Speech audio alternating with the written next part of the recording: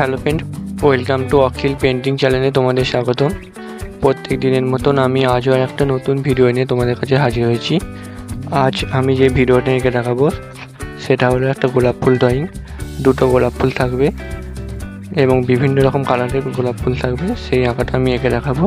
তোমরা মনোযোগ সহকারে আমার ভিডিওটা পুরোটা দেখো, আর ভালো লেগে থাকলে প্লিজ আমার চ্যানেলটা সাবস্ক্রাইব করবে, লাইক করবে এবং আমার সাথে থাকবে, যাতে আমি আরও নতুন নতুন ভিডিও তোমাদের কাছে তুলে ধরতে পারি। প্লিজ আমার ভিডিওটা কন্টিনিউ করো।